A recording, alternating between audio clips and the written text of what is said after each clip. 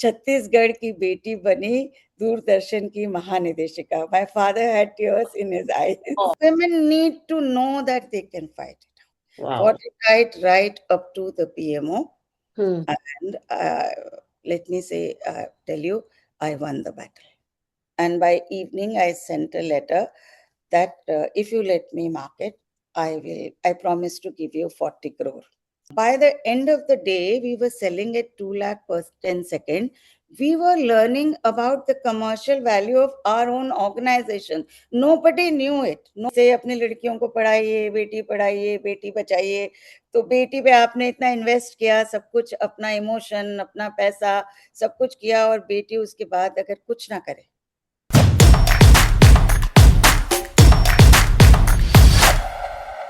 So, good afternoon, Vijayalaxmi ji, and welcome to the About Her show, a show where we get trailblazing women to share the story of their lives with us. To tell us about their ups and downs, challenges, all of it. So that not only do they get a platform to showcase themselves, but they also help us inspire other women. Women who are listening in, watching the episode. You want some, women who want inspiration to do something in their lives, but for some reason are not able to do that. And along with women like you, we also get men on the show, men who champion such trailblazing women, because we believe that for a truly gender inclusive world, men and women need to be allies in this journey. Now, I've been following your Instagram account for a very long time, and I see of course, the sari avatar, in the sense that not that you've been wearing saris only now, you've been wearing them for a very long time, but your posts, they are so interesting, so captivating, because you talk about the sari, the history, the weave, and all of that, and especially saris from the state of Odisha, and then of course you link things to your life, to your family, so which makes it's very, very interesting. But I must admit, what I love the most is your stories from the past, where you talk about your work at Doordarshan and you share those old pictures. I really, really love them. So today, of course, we are going to look back on a lot of that stuff and, try to, how should I say, rekindle some memories. So once again, a very, very warm welcome to you. Thank you, Sangeeta. I'm really happy to be here with you, and I would love to share. The whole purpose of my being on Instagram has been to share so that young women, I'm not here to really teach, but young women can get inspired Yeah. that you can do, women have enough capacity and strength to multitask. And though these days people say, why do women need to multitask?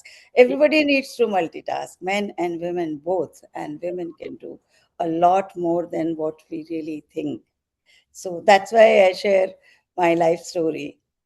All right. So let's get started. Now, let's go back to the girl who chose broadcasting. Now, in a time when most families had a very particular idea of what a good career for a daughter looked like, what was happening in your world when you made that choice? And was there a moment, or was it like a slow pull? No, it was a slow pull. We have to really go back to my childhood. Right. I will be very short because I get very emotional. I get drawn to the small town when I start talking about Bhilai. Yeah. So I grew up in Bhilai Nagar, where the Bhilai steel plant was, and my father was one of the very first engineers, those who set up the steel plant. They were proud parents of the post-independent India, and they really wanted to do much more for their children than what they had achieved. I would say that my father had achieved a lot, yet he wanted us to do even much more than what he could do. And I was the eldest child, and obviously my mother and my father both were very concerned about my education. And Bhilai, even though was a small township, but it was a modern township.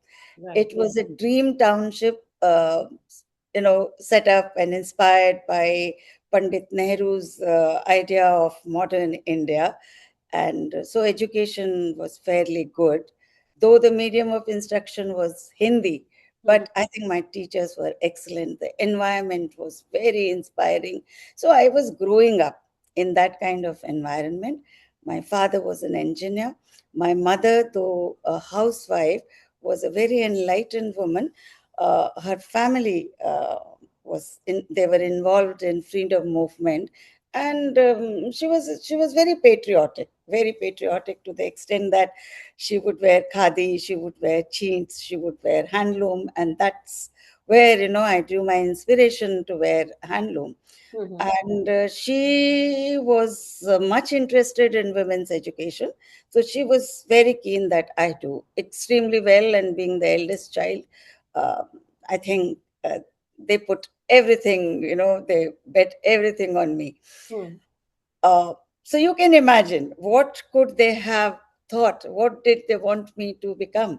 My father was an engineer, and the entire township was filled with engineers and doctors and Mhm. shopkeepers and laborers. Only these people existed in that township. So my father wasn't keen to make me an engineer, because every household had few engineers. Mhm. He was much inspired by civil servants, Okay. because he thought they were policymakers and they could bring in change. If they wanted, they could bring in change. So he dreamt that I should become uh, an IAS officer, and his entire effort was towards that, to make me read the newspaper, to mark the editorials for me as long as I was there in school. Yeah. But one thing that he did, which led me to broadcasting, was he used to listen to All India Radio very regularly. The Okay. news, the documentaries, and classical music, these were his favorite programs. So he put me into the habit of listening to radio news to start with, Okay. because the medium of instruction was Hindi and we spoke Odia at home. He was concerned that whatever language we speak, we should speak it in the best possible manner. So Right. he said you should listen to All India Radio's news, so that your Hindi would also be better than Hindi walas, and your English would also be good. So I started listening to radio with the 9 o'clock news, both Hindi and English, in the morning, as well as in the morning only on Sundays, Saturdays, and mostly at night. Hmm. And then on my own, I drifted to Radio Ceylon, and that's when in 60s, to counter Radio Ceylon, Vivid Bharati started. I started listening to Vivid Bharati, Hmm. but I settled down with more serious programs like documentaries and drama. Okay. Drama was of specific interest to me, and I was forever listening to radio. So my father, a time came when he was a little irritated, because the radio was kept on the topmost shelf in our living room. Those days, it was a prized possession. We Hmm. had a Bush radio, and I would put a stool and I would climb on the stool and was listening, whether there were guests or whatever would be happening. If it was my drama time, the national program of drama, I would be standing there. If it was Melville de Mello's documentary, I would be standing there. Hmm. So, being an engineer, he created two speakers Okay. which go right to my room. He Hmm. put it in my room and he said, okay, fine, you listen to radio as much as possible. If your board allows you, maybe you can take the speakers to your board exams. You know, All right. that that's how crazy I was about listening to radio. And I really fell in love with it. And I started dreaming whether I could be the voice behind the coming from the radio. I really wanted to be a broadcaster, whatever I could dream, and I had no clue how does one become a broadcaster. Anyway, I finished my school. I did very well. I was Madhya Pradesh board topper, and he sent me to Delhi because that was the center Hmm. for preparing for civil services. So Right. I went and joined Indraprastha College. And there are many more stories to tell, but I will stick to your question. Hmm. How did my radio dream actually happen? Hmm. So I was a debater. I Hmm. was a debater, and I was a Hindi debater. Hindi, for which my father was really worried.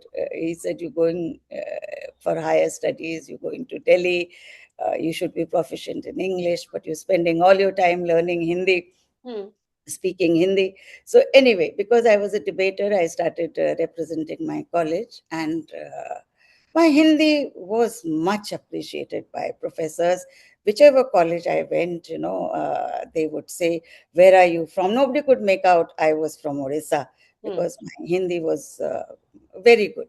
And soon, I became a much appreciated debater of Delhi University, always getting the first prize. So one of these debates, so Hindi became really very special for me. Hmm. Most of the things happened in my life because of Hindi. Yeah. So I went for a debate to Miranda House. Few days back, I had posted about Kirti Jain, if you read. Hmm. Uh, she was one of the judges. I got the first prize. So she came and she told me she was actually the first producer of Indian television. She was from National School of Drama, Hmm. and she had joined Delhi Doordarshan. She said that she was going to start a new program, a youth program, and she was looking for compares, and she was going to have an audition. And she wanted me to come for the audition. She said, "Oh, bring your friends also." Wow. So there were two friends I was very close to, a gentleman called Arun Singh and Vinod Dua. Hmm. All of you know Yes. Vinod Dua. Yes. All three of us got selected that Okay. day. Okay. So Arun became an IFS officer, and he retired as our ambassador to US. Hmm. So Hmm. uh, so we were all favorite compares of Kirti Jain. She had four programs a month. Her fourth program on dance and music was done by Madhvi Mudgal, who is today a renowned Odissi dancer. So Hmm. I think all of us made Kirti quite proud. She had Of course. seen talent in us, and she has had picked us up. So that's how I started doing programs for television. It Wonderful. used to be a half an hour live program. We were so naive, no preparation, nothing. I used to do a half an hour program live with three, four interviews in it, and there were no editing done those days. Anyway, it was very intoxicating because आप बस में जा रहे हैं, आप सड़क पे जा रहे हैं, आप बस स्टॉप पे खड़े हैं. I was in hostel, Hmm. and whenever I would be out, someone out there would spot me and say, "अरे आप विजयलक्ष्मी है ना? आप मंगलवार को यूथ मंच में आती हैं." So imagine Yes. 17, 18, 17, 18 years old, people are recognizing me. So I was really taken by it. And what happened? The satellite experiment started. Hmm. There were three satellite stations which were inaugurated: Raipur, Jaipur, and Muzaffarpur. So in Raipur and nearby areas, there were community centers where they were showing uh, programs. I Okay. used to do programs for those satellite experiment. So many people would see it and come and ask my parents कि विजय लक्ष्मी क्या आजकल television में काम करती है. And can you imagine the number of letters then? Are you studying? What are you? My parents couldn't see me Hmm. because there was no television. Even in Delhi, there was one transmission, black and white. Okay. That's so, Hmm. Hmm. this is about 72, 73 की बात है. Hmm. So then what are you doing? Are you studying? You are not studying. Anyway, this went on and on. My local guardian was Professor Manoranjan Mahanti, who headed the Chinese Studies Department and pretty well known. I remember one day he made me sit before him and he said, Vijayalakshmi, you have any idea that where will this take you? Hmm. Melville Hmm. de Mello is, we all worship Melville de Mello. But after all, what is he? A staff artist. They were called staff artists, the Hmm. voices. Uh, so, your parents are very worried and you should just give it up. You should just keep it as a hobby. And I just listened to him. I was feeling very bad the way he was talking about Melville de Mello. But anyway, so this kind of conflict with my parents went on and on and on. And finally, I finished my master's, Hmm. and um, I think I had become very brave. I got We see involved that. in student politics, and I had gained a lot of confidence. So I was ready to kind of confront my parents. So finally, when the time I filled up the forms for civil services, and I stayed with my uncle because my hostel was over. So with my uncle also, the same kind of confrontation every day, because he was brought up by my parents and he was a big paper technologist. And see, in our family, um, people viewed, they knew about certain professions and they believed that children should get into that. So my parents were very progressive, I must say, but still. Yeah, yeah, And so I filled up the form and I did everything. But I was just waiting, Sangeeta, for UPSC to advertise for the post. These exams are for AIR and Doordarshan, are conducted by UPSC. They had to advertise. Until then, I had to do something. So in between, for 2 years, I worked with Indian Council for Cultural Relations, which was a wonderful organization, and I learned so much working there. And finally, UPSC advertised. I got selected. In fact, I topped my list and I joined AIR. By that time, I had met my husband also. okay. And soon after that, within a year's time, we got married also. And then my parents kind of gave up on me because gave up on me not being really, uh, they were not confident whether I had joined a proper Yeah, career. yeah, You yeah, couldn't imagine where would this take me and what would I become, what is a program executive, what is my job. They had no clue. yeah, yeah. So obviously they were coming from a space of concern for you, obviously. So tell me, AIR, Doordarshan, 35 years, Director General. Now, when you look at that arc now, what surprises you most about the woman who walked that path? It was a very consistent, my career was very consistent. Unlike what the youngsters today do, they change jobs. And see, these were the kind of jobs, the government jobs, you were wedded to it for life. Yeah, yeah, Like yeah. Hmm. so, and it was very exciting, let me tell you. It was, I was very raw. Most of us who joined were Hmm. raw. What AIR and Doordarshan looked for is that somebody fully academically qualified. The selections were done on the basis of all Indian languages, Hmm. drama, music. There were different kind of things. So I was selected for Hindi language. So and more than that, so they saw, okay, masters, first class masters, good university. This was the selection criteria. Hmm. After that, the complete training happened on the job, Okay. looking at our seniors, and it was a very exciting place to work. I never really wanted to go out, have a good time. I I did everything in that broadcasting house, met illustrious people, learned all kinds of things.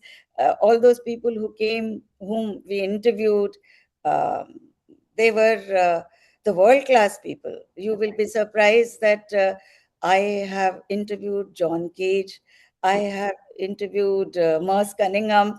without really knowing how great they were. Hmm. I was young and I had a program called Our Guest Tonight. And Yes, this is just, I'm I remember here this. and there. And Hmm. so I learned everything uh, right there. In the meantime, I had my children, Hmm. and radio was a little peaceful. I joined AIR because I was posted there. It was a combined service, but I always wanted to be in Doordarshan because I had started with Doordarshan, but I was posted there. Somehow I thought it suited me Hmm. because my children were young and there was some sanity in All India Radio. It was, I used to go back home in the evening in good time. And so I stuck to radio. And I stuck to radio. And the best thing about it was radio is old time. The ethics of broadcasting, the seniors that we had, my learning was solid. Hmm. It was solid, and I got beautifully trained by the time the time came to shift. to Doordarshan, I think I was fully prepared to look after the uh, senior positions. So I'm very happy that I spent my initial years in All India Radio, and it was a very steady growth for me. Hmm. No surprises, Yeah. except that they were every day there were surprises as far as learning goes. Right, right. So So you remember that time as a time period that gave you the opportunity to grow, meet new people, and at the same time, you were also able to take care of your family. There was yeah, growth, stability everywhere. yes. Okay. So tell me, public institutions in India, they have a very, particular, peculiar culture. Like there is seniority, hierarchy, a certain way that things are done. Now, as a woman, moving up through that, were there moments when you felt that the system wasn't built for you? And in case you did, then how did you navigate that without losing yourself? Okay, this is a very interesting question. Thank you. I would say the government offices are the best places for women because the system, rather than being against them, is in favor of them. All laws are there. Yes, there could be occasions when you know, people are nasty to you. You feel that you've been treated unfairly. You have all the means to fight it out. You have to have courage. Okay. So, number one, I never felt because I was a woman, I lacked anything. Okay. And there were lots of women working in both the organization. It Mm. was not an organization where women were not respected because people loved, in All India Radio, people loved all the women announcers. Yeah. So they were prime announcers, the female voice, even the news readers, if you remember the earlier ones, Yes. Pamela Singh, Latika Ratnam, they were no less than Melville DeMello or Surajit Sen or anybody for that matter. So they were very smart women all around us and very accomplished women. So, right from the beginning, I never thought I was at a disadvantage because I was a woman. That's the first thing. Second thing, unfair things can happen to anyone. Correct. You know, uh, you ask another thing, that seniority and all that. Well, it works very well. Hmm. You move at a pace. Nobody can supersede you. Hmm. Hmm. Hmm. Yes, sometimes not great people can head the organization because they're seniors who become the head. Doesn't matter. But everyone gets a chance. Right. Right. Everyone gets a chance. I will tell you later, Hmm. how I benefited from this rule of seniority. And I will first answer your question. If something were to happen to you, how do you fight? Hmm. This happened much later. I had a good career. I had great bosses who supported me, who taught me, who encouraged me. Towards the end, there was a gentleman. He was DG All India Radio, though I was working in Doordarshan, but I was looking after sales and marketing division.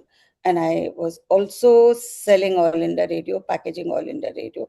That was my dream, to package both organization and sell. So he was really not my boss, but because I was selling All India Radio, for some reason, Hmm. he Hmm. just didn't like me. He Hmm. just didn't like me, and he took it to the extreme end, of calling me up and getting angry. My husband was not well those days. I was very hard pressed. My parents were not well. I had brought them to Bombay. So I had a lot of family pressure also during those days. He was very, very nasty to me. I don't know whether in government, there's something called underposting, when Yes. they just make you sit at home. Hmm. He kept me underposting, Oh, but I wasn't deterred. I complained because you have the right to complain. absolutely. I wrote a letter about the harassment. And in fact, that underposting came handy. I looked after my husband who had undergone an operation, and it really served me well. And while I was at home, I really fought it out. Fought Wow. it right up to the PMO. Hmm. And let me say, tell you, I won the battle. Wow. And I was given a posting of my choice in Bombay. Okay. After all that harassment, I don't know what happened to that gentleman. Where did he go? But I did become Director General of Yes. Doordarshan. Yes. Yes. So it is. I would say that system favors us. Favors us meaning there are, women can fight it out. Yeah. Yeah. Yeah. That is important. I Yeah, think that is very but important. women need to know that they can fight it. Yes. That's why I talk about it. Otherwise, my life has been so good that I don't crib about anything. No, but I think it's important for people to know this, that, Yeah. if you fight it out, then you can, be rewarded for that. Yes. If somebody is Yes. treating you unfairly, you can't sit quietly. You have to fight back. So that's a very, I mean, I think a very important learning, because many times we just let it go.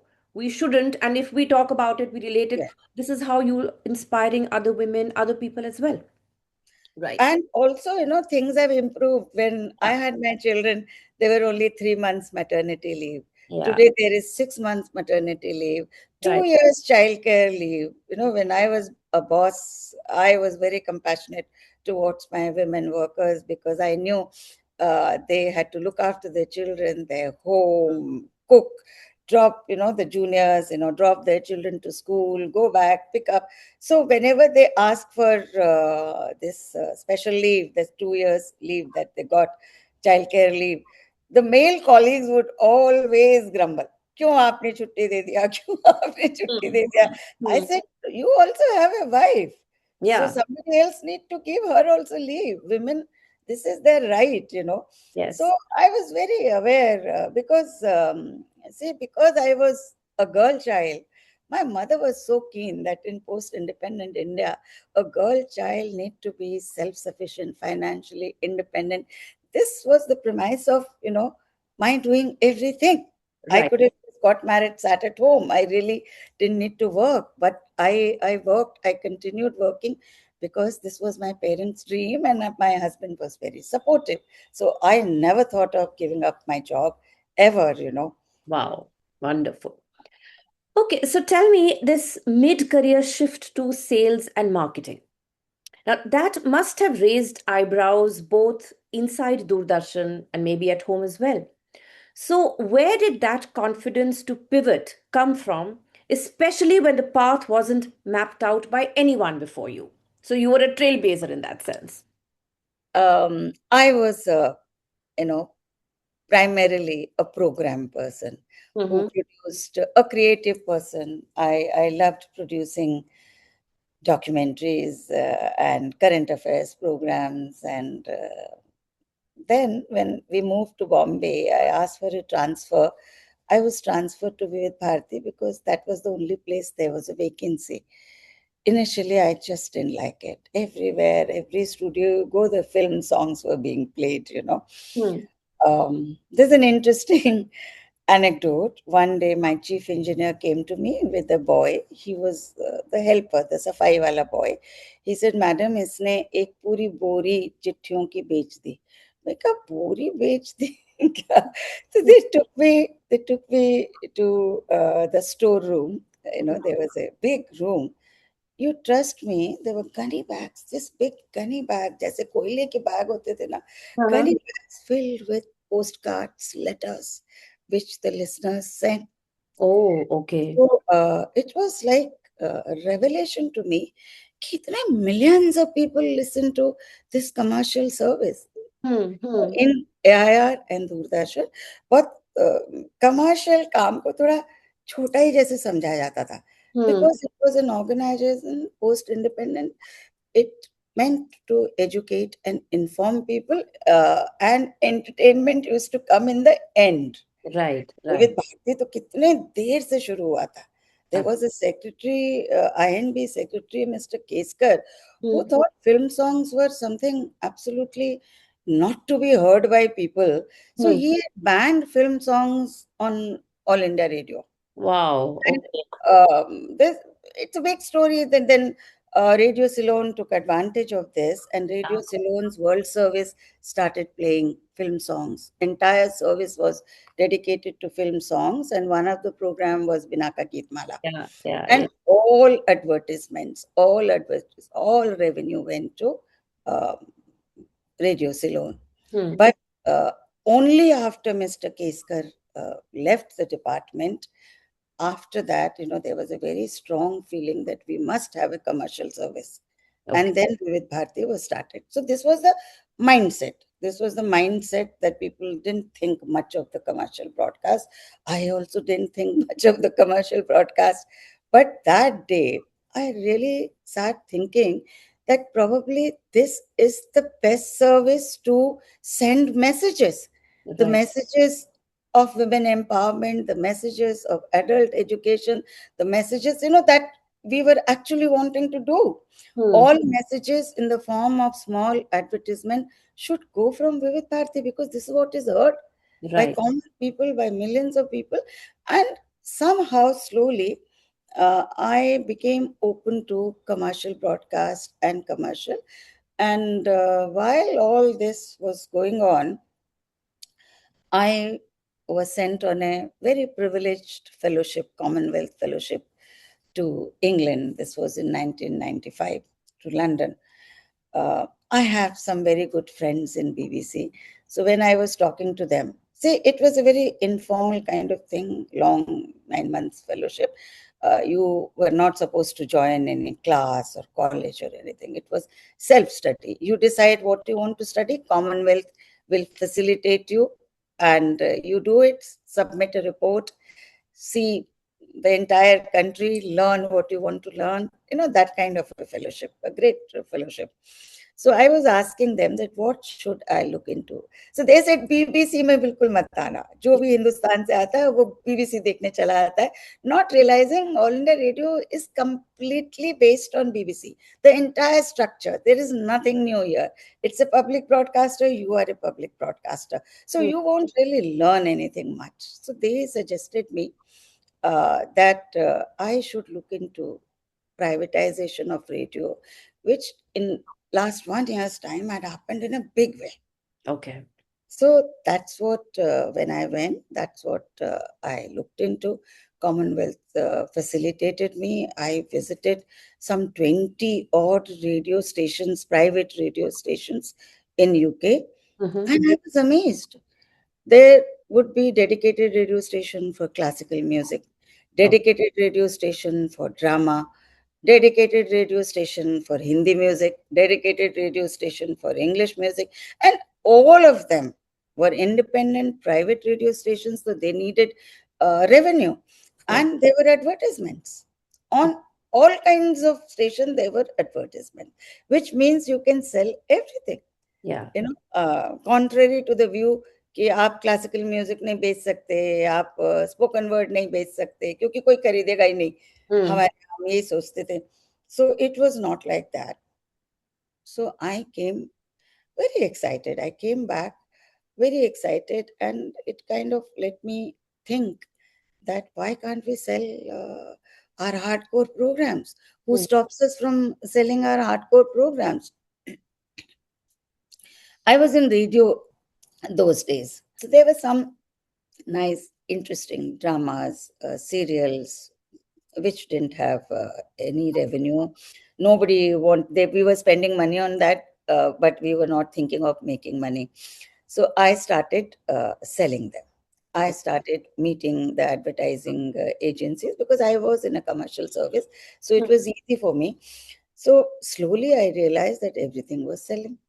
I Hmm. had to sometimes fight with my directorate because they would say, नहीं इसके पे हम नहीं कह सकते कि sponsored by so and so. ये हमारा बड़ा prestigious program है. We Hmm. can't say brought to you by so and so. Hmm. Anyway, so we found very nice taglines, rather than things sponsored, we'll say in collaboration with, or Hmm. something nice. Hmm. So, and in the meantime, I built good relationship with the entire advertising agency, Okay. and FM happened. Hmm. But FM happened. Bombay AIR had their FM station, and I I think I managed to sell a whole lot of time slots in that. Hmm. So that's when one day somebody told me that DG Doordarshan CEO Prasar Bharati, Mr. Rajiv Ratan Shah, he would like to meet you. Okay. So I went to him, and he asked me, he said, people tell me that you have some ideas about sales and marketing. It was like one God sent opportunity, Sangeeta. Hmm. It was like बिना बताए एक presentation आपको करना हो, तो Huh. whatever I knew, I told him. I said we need to eliminate the middleman. Why do we need middleman?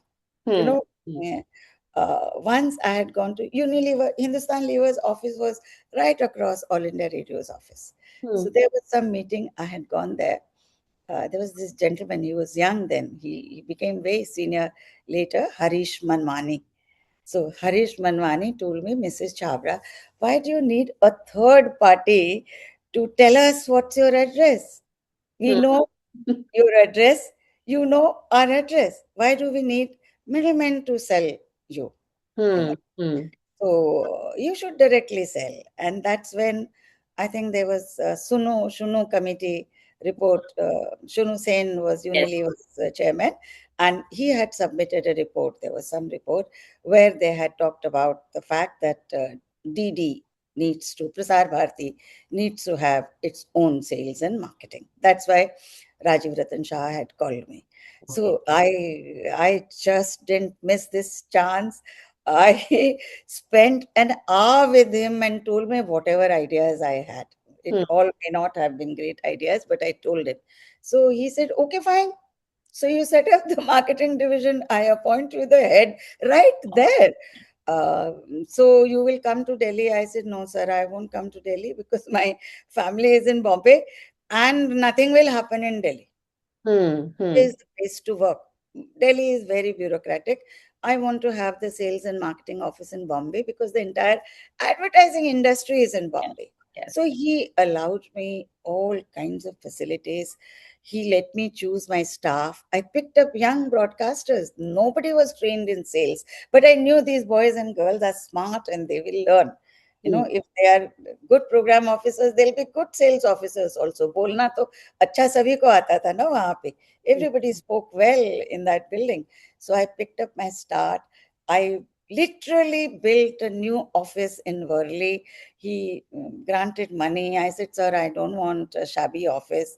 So he Hmm. said, okay, fine.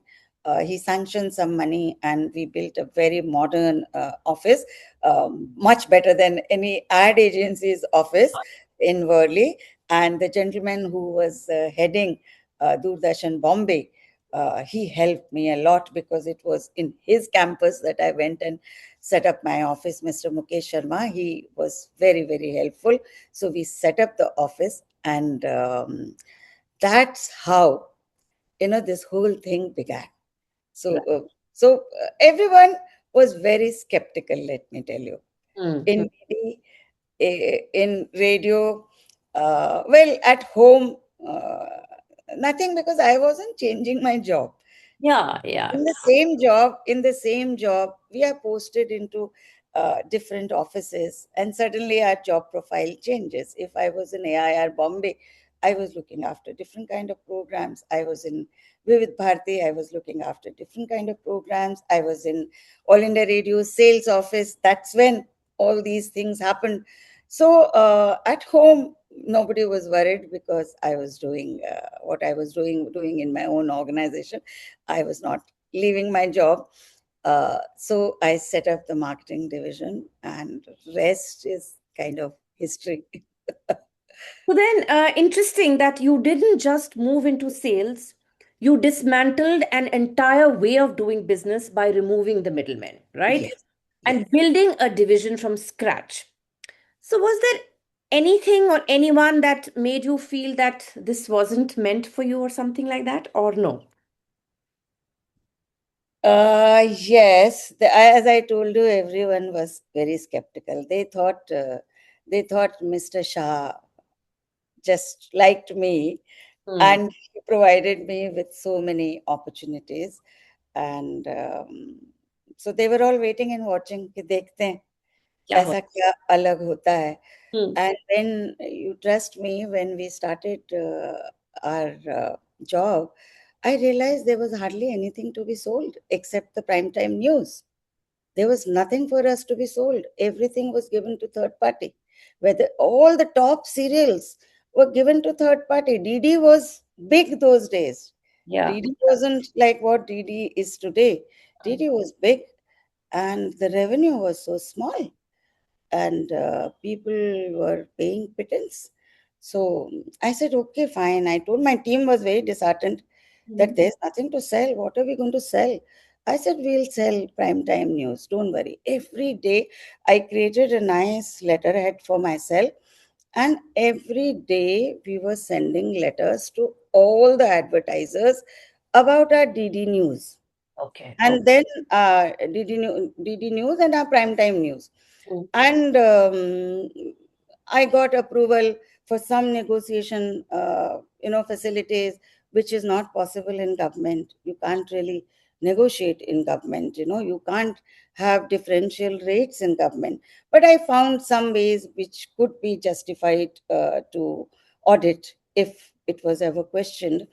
And we started with news. And trust me, all our news slots were filled because for the first time, advertising industry was meeting directly with somebody from DT Yes. Yes. and personally, and trying to convince all the big clients, starting with Unilever, P&G, small clients, middle range client, Dabur, everyone started buying because whatever little facilities I had taken for negotiations, it was happening for the first time. नहीं तो fixed rate होता था 60,000 per second, खरीदिए तो खरीदिए नहीं तो जाइए.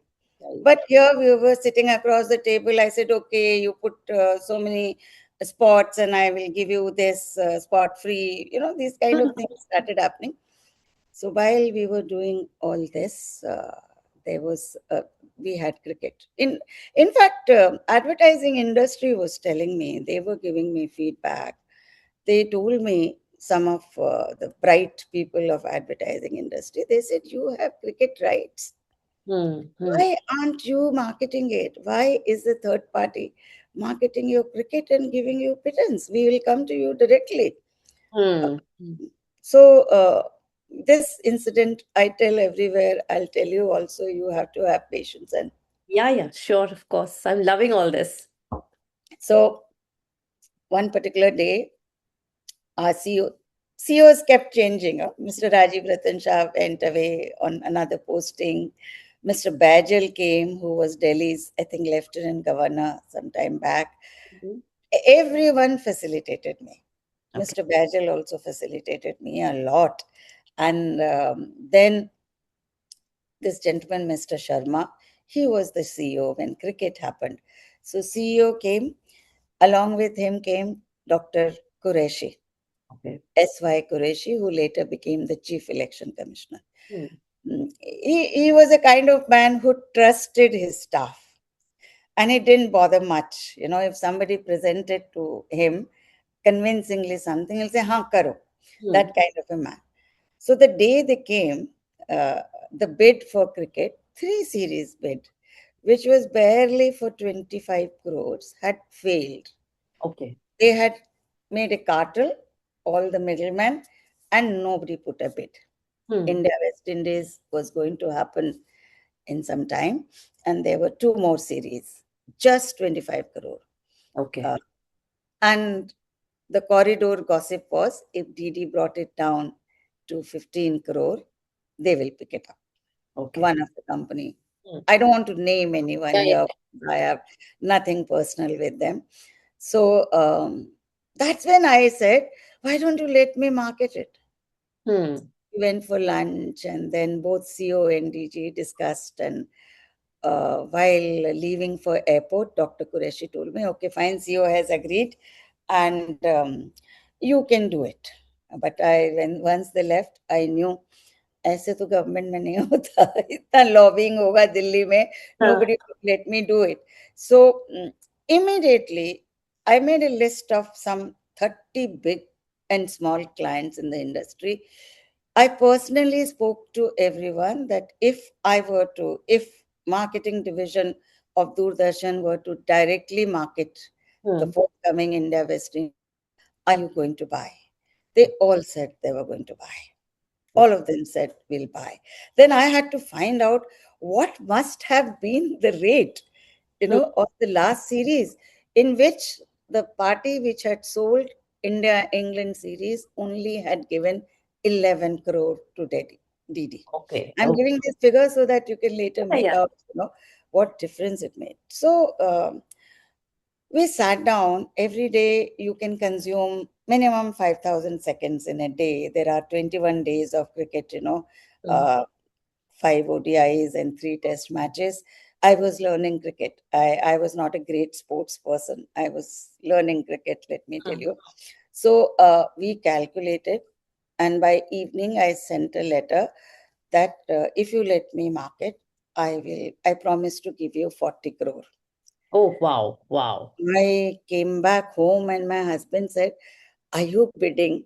You are one of the employees. Hmm. Suppose you is a finance person. Hmm. Suppose you don't make 40 crore, what are you going to do? Hmm. Hmm. You can't bid like this. Hmm. I said, अब तो कर दिया बस. Let's see what happens. Anyway, that file went up and down for 15 days. And finally, and all my colleagues, let me tell you, people who belong to DD, the head of sales and the DDG who was looking after sales, all of them wrote that this is a very high estimation and not possible. We may land up in trouble. Hmm. Okay, meaning they were not Yeah, yeah. approving. But the head of finance was a gentleman who was on deputation. He had come from ministry. He was not from DD. He said, you can't do anything, Mr. Qureshi. Now you have set up the marketing division. Your marketing head says she'll give you 40 crore. How can you give it to somebody for less? So Yeah. you are stuck. You have to let her do it. So Okay. that's how we started doing cricket. So What a India West wonderful Indies, story. yeah. Lovely. So India West Indies, the day we released the rate card, my son's board exams were happening. His Okay. center was Sophia, Bombay. So I was sitting there in the cafeteria. We had released the rate card, and I said, I need to go Hmm. for some time. बच्चे को छोड़ के आना है.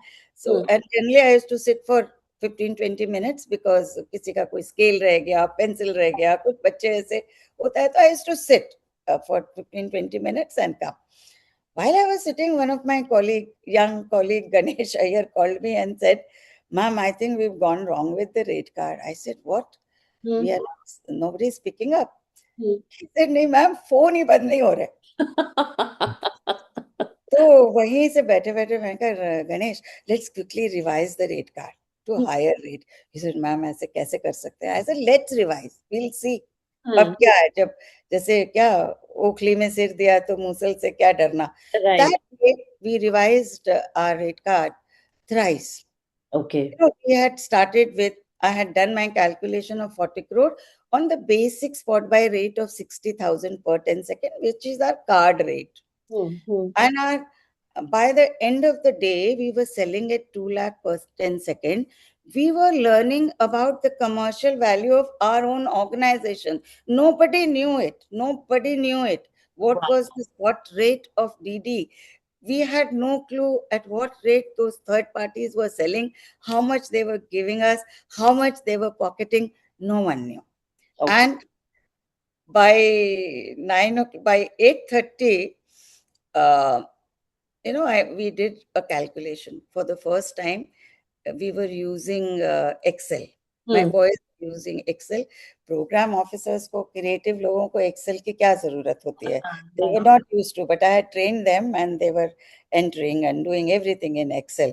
So it turned. I said, let's calculate how much we have sold, how much we have booked. It was 80 crore. Wow. So that's when Dr. Qureshi called up. He said, Vijay, क्या हुआ? Because he was as worried कि Yeah, yeah, नहीं of हो course. रहा, क्या हुआ, क्या होगा? तो he said, विजय हुआ क्या? मैं कहा सर वो पता नहीं अभी मैंने मंगाया, वो 80 करोड़ दिखा रहा. He couldn't believe. He said, are you right? Then I got little perplexed. I said, okay, we will do it manually. Hmm. We'll calculate it manually and I will get back to you. So we did. It was 80 crore. I called him back. I said, sir, we have booked 80 crore. We Wow. still have some secondage left, which I have left for the last day to sell it on a higher price. And he said, मैं press conference बुला लूं? तो ऐसे रुके, बुला लीजिए. 9 बजे रात को उन्होंने प्रेस कॉन्फ्रेंस बुलाई और कहा जितना रिमेनिंग बचा है 3 साल और. We had got right for 5 years.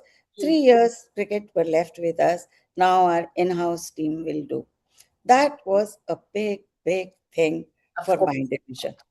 And then people had to accept that yes, we could Yes, do it.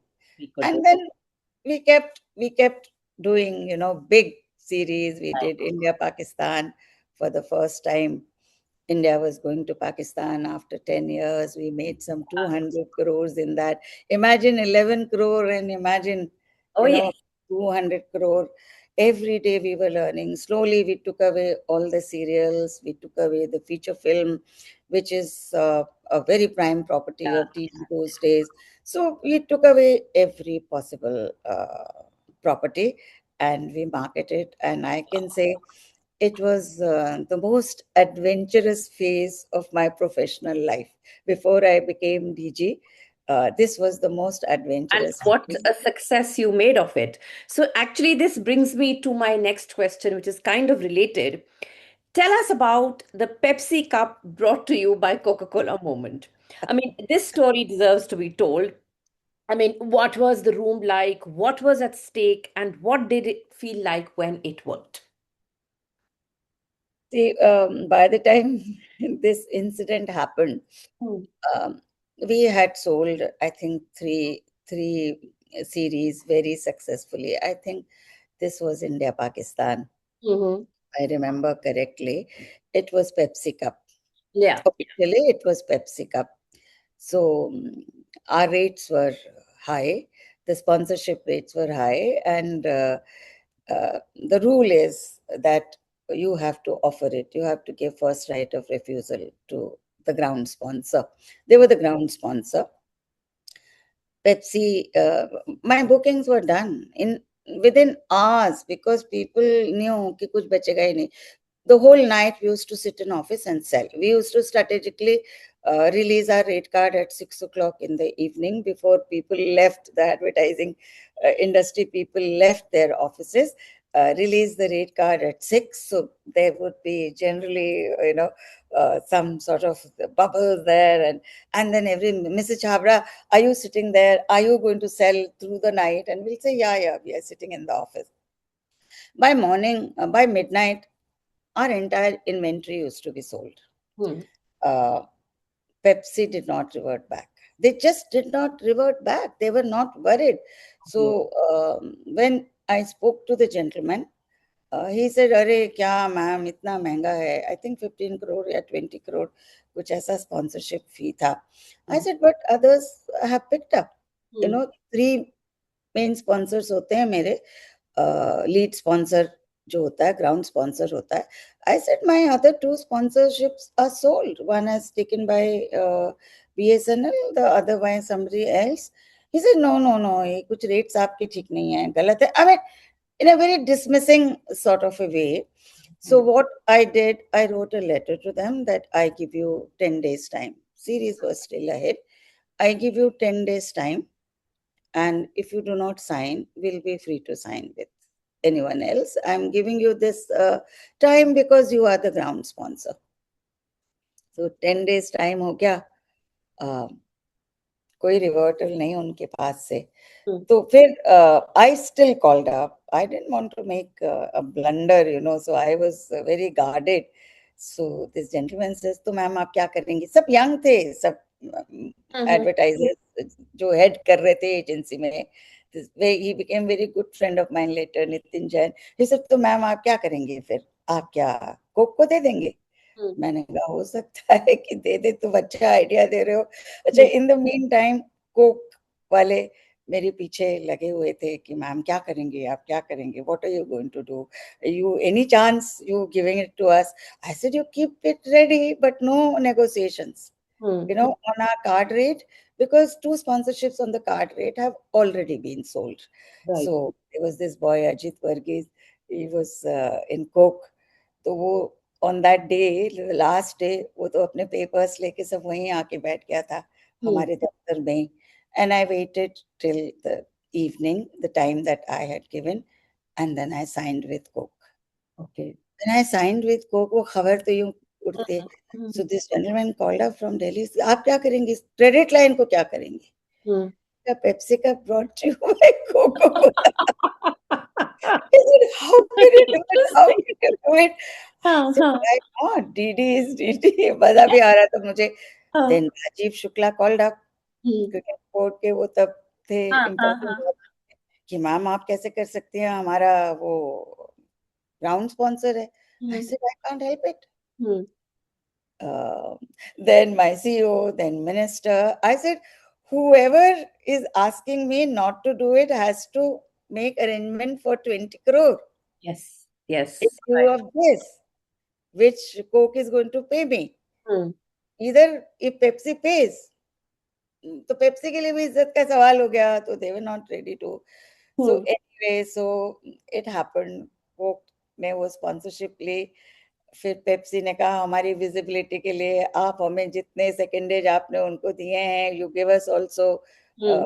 500 seconds. I said you have to buy it at spot buy. They bought it so expensive, Oh but my God. they had to be visible. So Right. face saving device. पर Pepsi हमारा बहुत अच्छा client था. Hmm. आगे आगे की सब चीजों में ये सॉर्ट आउट हो गया, पर एक घटना तो ऐसी होनी ही थी ना. बहुत it interesting. That is. Then also here I am telling you कि शायद उनको कभी कभी लगता है कि she is a lady. She is not from any IIM or any business school. She was a program person, creative person. इनसे क्या Yes. मार्केट या क्या negotiations करेंगे. And government में people also think that you can go right up to minister, you can go to the senior officers and lobby Yeah. and pressurize. So nothing really worked. And so it went as Pepsi Cup brought you by Coke. Coca-Cola. So, इसी में I want to ask you that you were convincing an advertising industry that had never really taken public broadcasting seriously. That was one thing. So tell me, how much of that negotiation was about Doordarshan and how much was it about you having to prove something that your male counterparts simply didn't have to? I mean, I any think it kind of was a skill. It was a skill that I was not aware of myself, okay. that I could negotiate.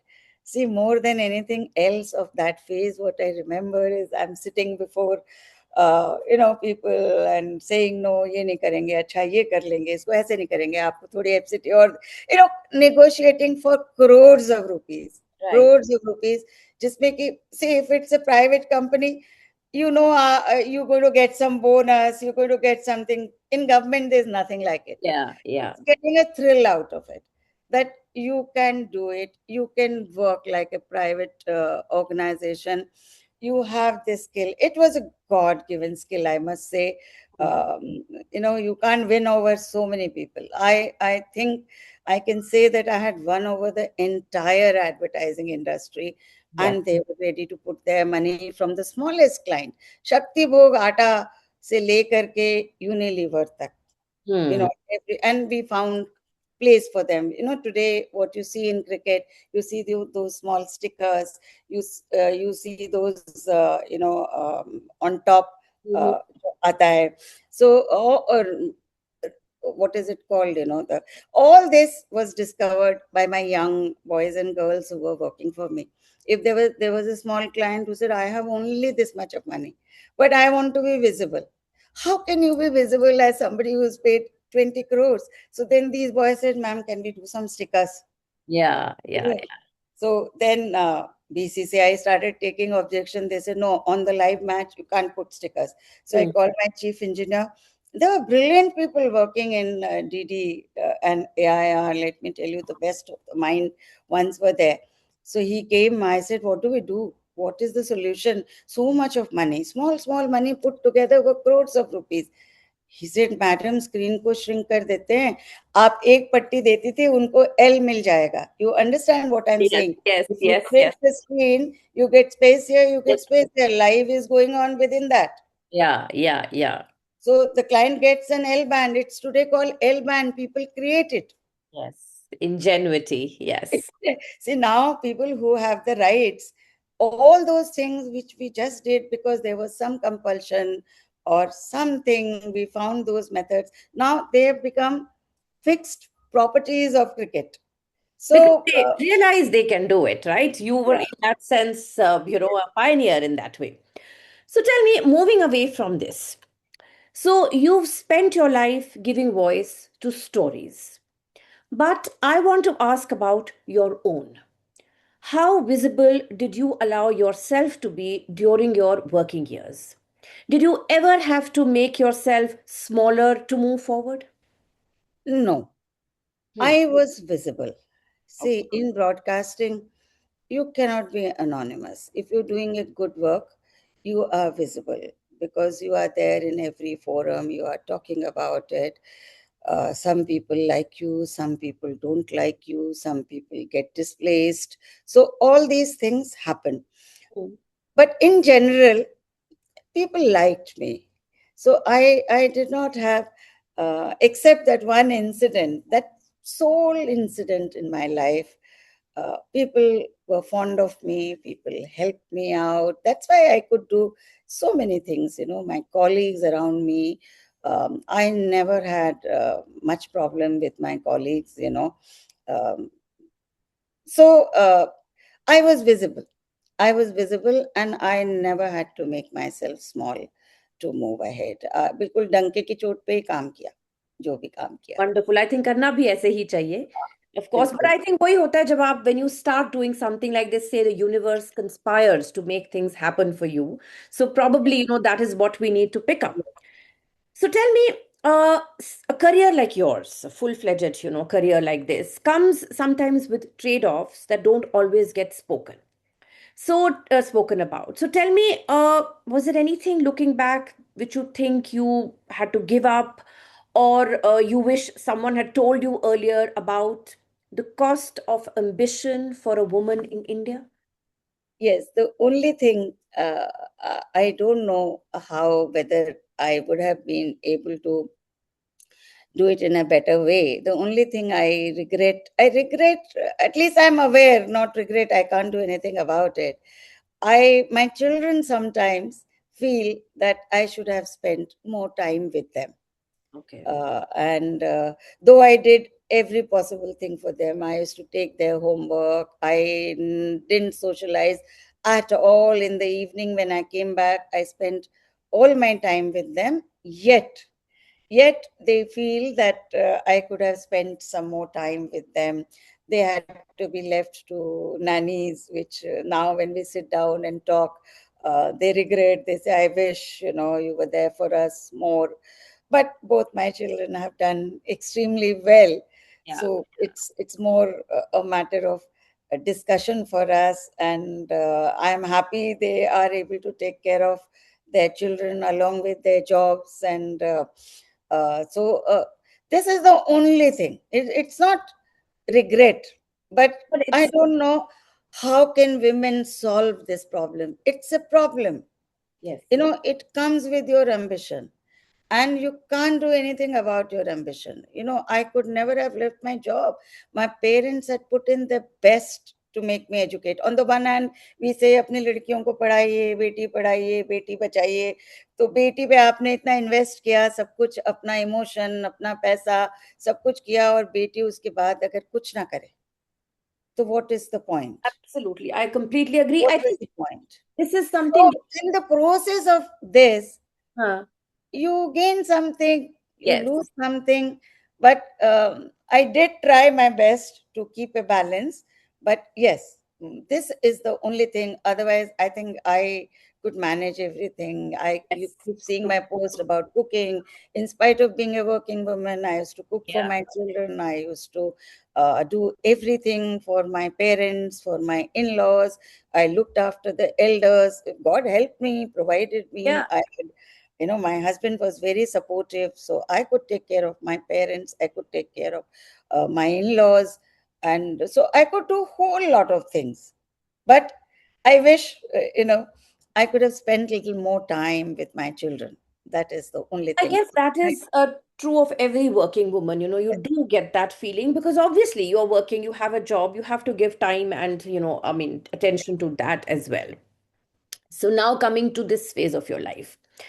Now, retirement for many women, I guess most generations, yours maybe in particular, meant stepping inward, family, home, you're doing all that. But then you also stepped outward onto Instagram, into sari storytelling, into a whole new audience. So, what gave you that, instinct to keep expanding rather than contract? There's a whole new world that you opened up. Yes, I'm so happy, Sangeeta. I'm a media person. Hmm. Uh, I was in traditional media earlier, and Yeah. I'm so happy. Post retirement, I'm in new media. But all this was an accident, I must say.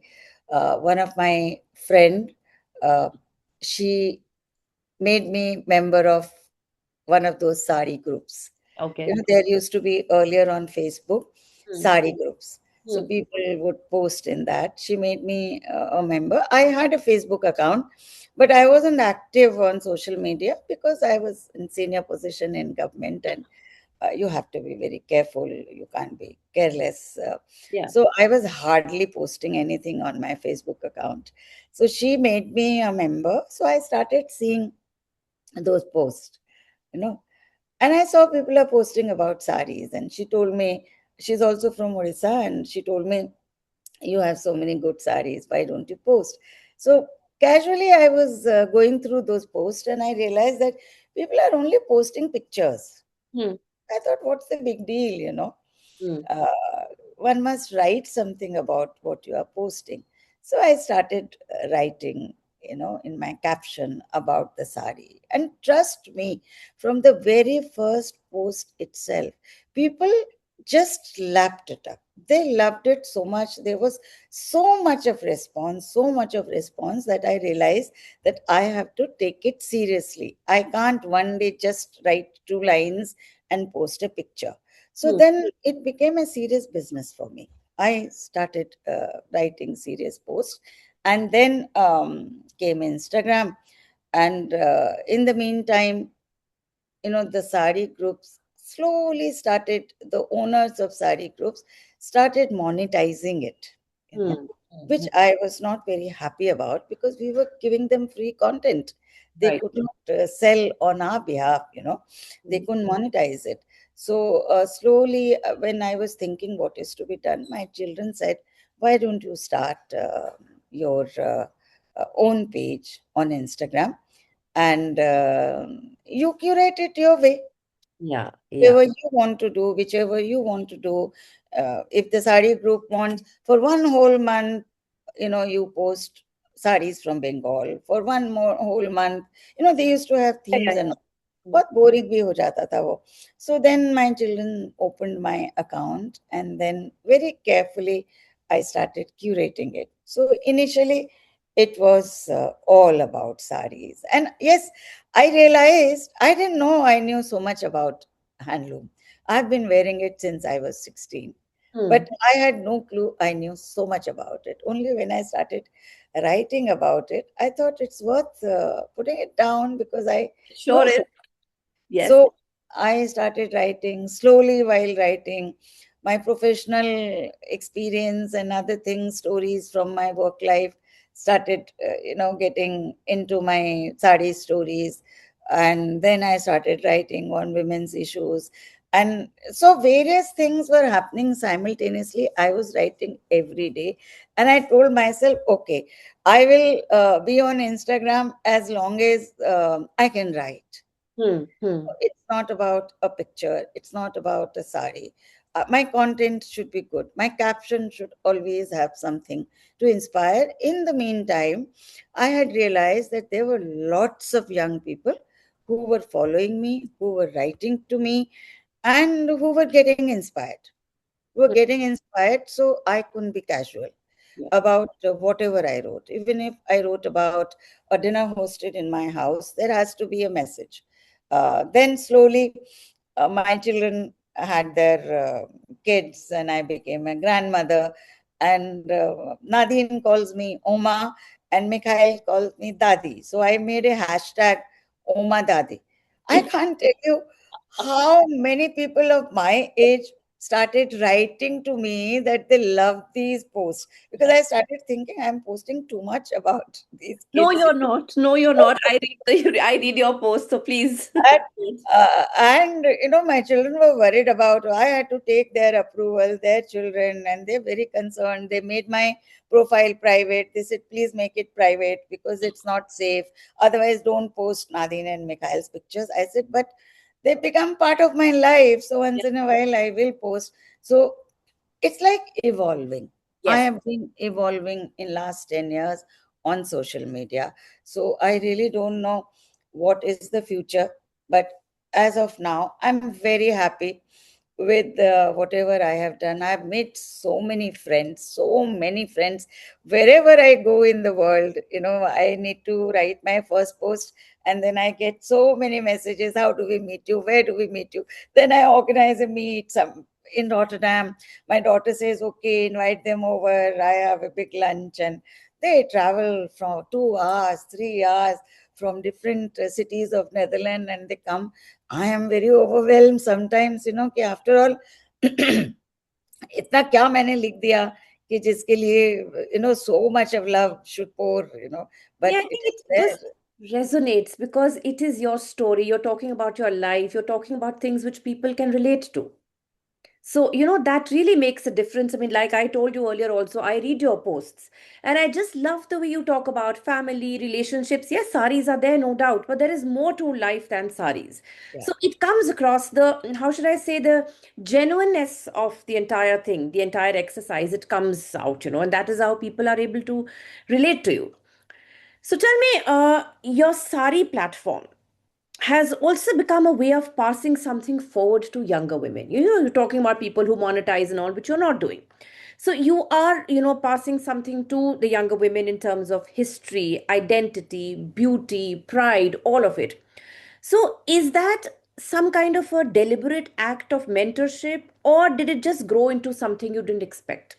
It's not deliberate. It just happened Hmm. because many things happened. Initially, of course, everybody was wanting to post a new sari Yeah. every day, exclusive sari.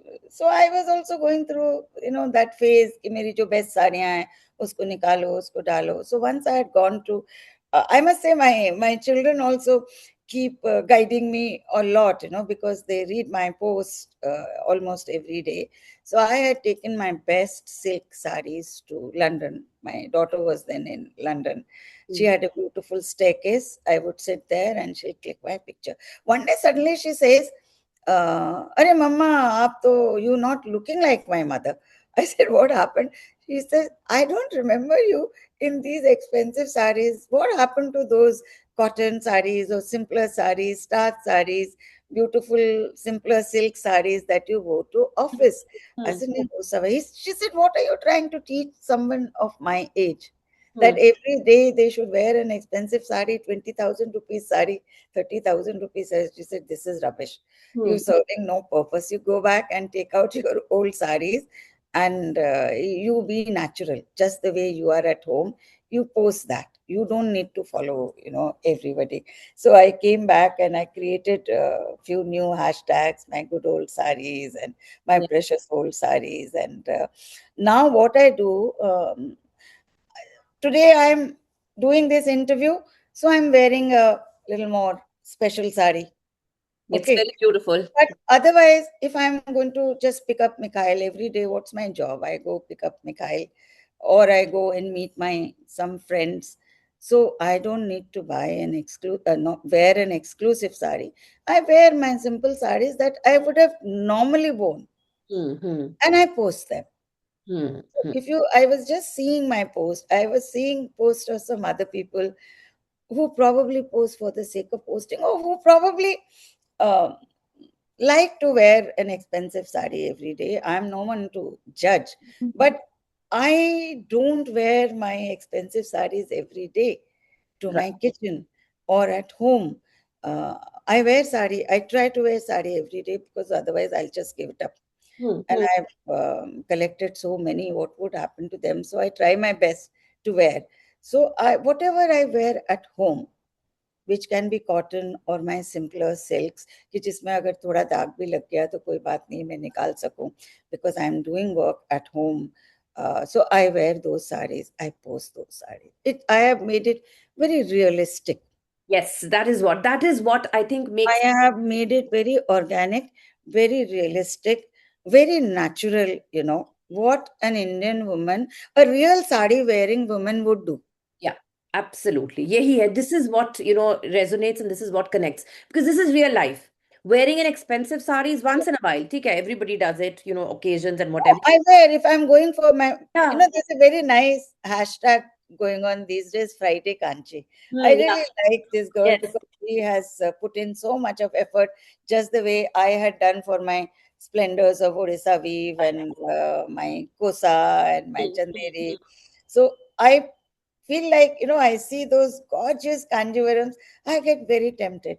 But I can't wear them at home. जिस दिन शादी होगी कोई, मैं तभी पहनूंगी. So I have taken out some of my cotton kanjivarams and tried to wear it for her. But no way can I wear a kanjivaram at home just for the heck of it. I did it during COVID. During COVID, I did it because it was very good to uplift your Hmm, spirit. I did weeks, and during those weeks, I wore my expensive sarees, wrote about them. I'll just wear it, take pictures, and take off the sari. even But gone I do are, that. yeah. Even I. But gone are the days now. I wouldn't want to do that because it's not natural. Nobody would believe. You can't inspire youngsters to buy cheaper saris and wear saris every day. How can a young teacher or a young professor or a young IAS officer wear a 20,000 rupees sari every day to work? They can't. That's why I repeat also. Yeah, yeah, as one should. Did so much. Hmm, When we were going to work and wearing saris, we didn't have so many saris. hmm. We were bound to repeat. उसके साथ अलग blouse पहन लेते थे, अलग jewellery पहन लेते थे, but साड़ी तो रिपीट करते ही थे हम लोग हमेशा. So even on my Instagram page, I do repeat, and I say that I'm repeating it because without repeating, you can't survive. No, you cannot. कोई हॉबी थोड़ी है, it's not a hobby. It's a way of life if you really want to wear. Yeah. So, Vijayalaxmi ji, you're living proof that a woman doesn't peak and disappear. She evolves. So, what do you want a young woman watching or listening to this today, who is perhaps at the very beginning of figuring out who she wants to be, to take away from your story? uh, See, each one has they have their own path, but little bit for parents, especially for girls, young women, it all begins very early in life. Yeah. Parents have to make them feel special. Parents have to make their girl child feel very special and put in as much effort as they would put for their sons, Hmm. and give her that confidence. This confidence does not come from my school, college, or anywhere. This comes from my parents. Hmm. They made me think like this. They made me think I could do anything and everything. And of course, knowledge, learning, all this strengthened the faith that they had in me. So, parents, the first step parents have to take. And after that, well, I think all young women need to be financially self sufficient. They need to work. They need to work whatever they are good at. And also, they need to be aware of their individuality.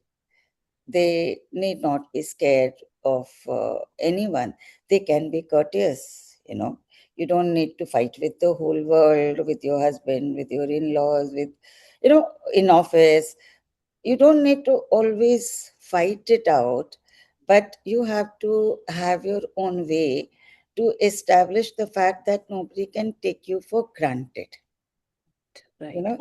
So that comes from dignity, that comes from knowledge, and that uh, comes from, you have to have an inborn strength in you so that people don't take you for granted. You can't let yourself be taken for granted. That, That's the first thing. That's the first thing. Nobody should take you for granted. No one. So, in I don't write post anti men or anti-establishment, or, you know, I'm not those kind of writers, uh, because I think you can't do without men also. I am fortunate to have my father, my husband, my friends. I've met men who have encouraged me, so I'm not an anti men person, nor do I like to write, you know, nor do I always shout it out, you know, that men are bad and you need to fight. No, you need to have a balance. yeah. You need to have a balance. And just because you are a working woman, you should not expect that you should give up everything. You have no responsibility towards your home. Both have responsibilities, you, your husband, and you. And men have changed so much, and whoever has not changed, you should try to change them with you know, your behavior. I'm sure people are changing. In India it will take a long time, but people are changing. I My husband always helped me out and facilitated me so that I could do my tough duty in the office. There was a time when he needed time, so I took care of home. And a time came when I was literally in office till 11 o'clock, till 12 o'clock. He'll cook and he'll manage home and he'll take care of children. So we have managed like this. So, so I want girls to take this career thing very naturally.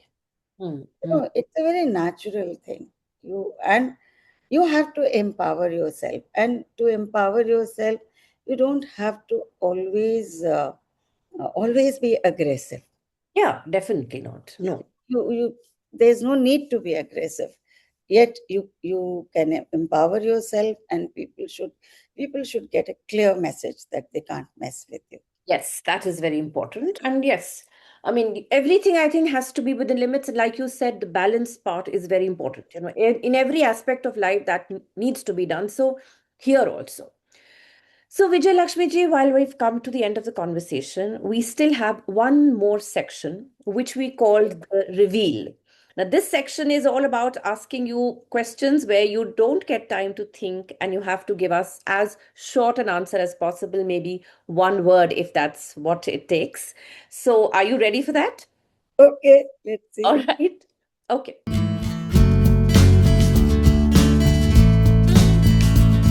So, the first one. If the younger Vijay Lakshmi could see you today, what would she say? She would say that yes, you have arrived. Wonderful. All right. The next one. A government office, a cricket rights negotiation, and a rival cola brand in the same week. What was your drink of choice to get through all this? And please don't say Pepsi or Coke. A nimbu pani, nimbu pani. But those two boys, you know, both of them who became my good friend, when they would enter my office, if they saw one of the bottles in my office, they will fight with कि ma'am वो दूसरा हमारा brand क्यों नहीं है यहाँ. I'm sure. All right. The next one. Director General of the world's largest public broadcaster. What did your mother think you did for a living? No, they were very proud. They were very proud. The day I got my appointment letter, I took a flight. Hmm. and I went to Bhilai. I met them, and one of the leading newspapers, I'm forgetting the name of the newspaper of the Hindi belt, probably the top rated newspaper, carried a story, Chhattisgarh ki beti bani Doordarshan ki Mahanideshika. My father had tears in his eyes. Oh, I'm sure. So I'm that sure. is how it ended. They were proud of me. They were definitely proud of me. I'm sure. So coming to your saris. One sari that you'd never part with, and the other one you really should but can't bring yourself to. There is a Barampuri Huh? which was woven for Mrs. Gandhi. I can't say that in one word. Okay. The rest of the pieces were sent to Utkalika in Delhi. I happened to be there.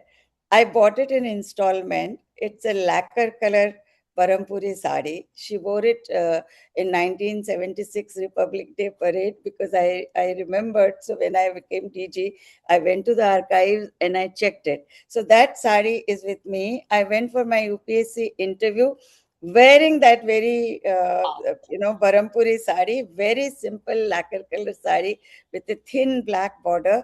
Dr. Suresh Avasthi, who was Sangeet Natak Academy's chairman, I didn't know him.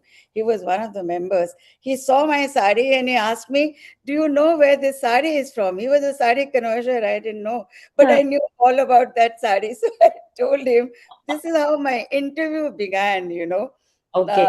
with a sari question. So that is one sari very prized, and I just can't part with it. I am sure. I'm sure. And finally, Instagram fame after retirement. Your family's reaction in one word. But they love it. They love it. They keep a watch on it. They keep Okay. guiding me for it. Okay. My husband is very proud of it. He is not on social media, but he likes to tell everyone how many followers I have. Well, so he surely is a proud husband. So, thank you so much, Vijayalaxmi ji. What a delightful conversation, going back in time, so much of nostalgia, so much of learning. I mean, I enjoyed every second, every moment of this. I hope you did Thank you, too. Sangeeta. Thank you for giving me this opportunity to share my views on so many things. No, no, I absolutely loved it. I had this in mind, for a very long time, just that, I guess things happen when they're meant to happen. I'm glad this happened now. So, thank you once again. Thank you. Thank you for tuning in to the About Her show. If you enjoyed this episode, there's plenty more from where that came from. Our previous guests have shared some amazing stories, so be sure to catch up on past episodes. To keep up with our inspiring conversations and to never miss an update, hit subscribe, rate, review, and share the love. Follow us on social media for some great content, and don't forget to check out our website www.aboutherbysangeeta.com for stories that resonate, inspire, and empower. Know a remarkable woman or an inspiring man blazing a trail? We'd love to hear from you. Drop us a note at web.abouther@gmail.com and let's bring their story to life on the About Her show.